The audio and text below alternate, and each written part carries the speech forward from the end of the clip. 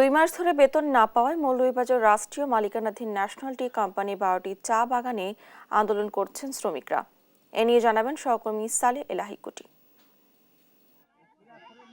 বাংলাদেশের অর্থনীতিতে চা শিল্প একটি গুরুত্বপূর্ণ অবদান রাখে।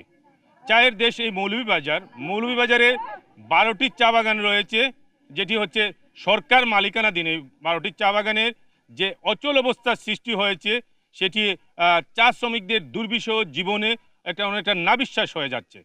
এখানে মূলত এই 12টি বাগানে প্রায় 17,000-এর মতো নিয়মিত চা শ্রমিক রয়েছেন এবং তার সাথে তার পরিবারের যে সদস্য সংখ্যা প্রায় 35,000-এর মতো সদস্য সংখ্যা রয়েছে।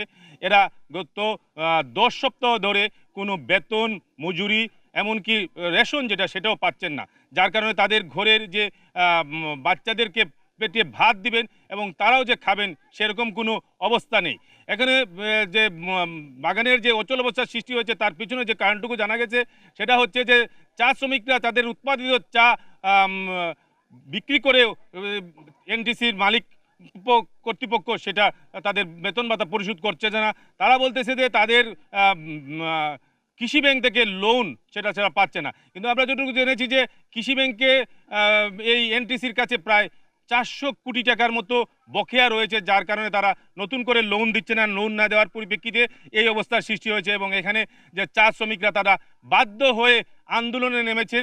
এখন পর্যন্ত আন্দোলনটা চা শ্রমিক ইউনিয়নের অনুরোধের প্রেক্ষিতে এটা এখন পর্যন্ত বাগানের ভিতরে রয়েছে। কিন্তু চা শ্রমিকদের সাথে কথা বলে যেটুকু জেনেছি তারা বলছে যে তাদের যে অবস্থা, তাদের পিঠ দেয়ালে লেগে গেছে, তারা বাধ্য হবেন রাস্তায় নামতে এবং সড়ক অবরোধ করে তাদের দাবি আদায় করতে এবং তাদের পেটের অন্ন যোগাতে বাধ্য হবেন। এই অবস্থা যদি চলতে থাকে যে চায়ের শেষ উত্তোলনের শেষ মৌসুম, অনেক বাগানে অনেক চা পাতা নষ্ট হয়ে যাচ্ছে, অর্থাৎ 12টি বাগানের যে চা পাতা যেগুলো তৈরি করা হয়েছিল সেইগুলো নষ্ট হয়ে গেছে এবং যেগুলা বাগানের চা পাতার যেগুলা নতুন কুড়ি সেইগুলো এখন তোলা হচ্ছে না।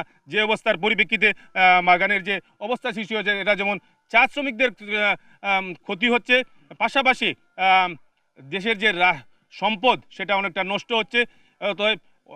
চা শ্রমিকরা দাবি করেছেন যে অচিরেই তাদের বেতন ভাতা পরিশোধ করে তারা কাজে যেতে চান এবং কাজ করে বাগানকে সচল রাখতে চান।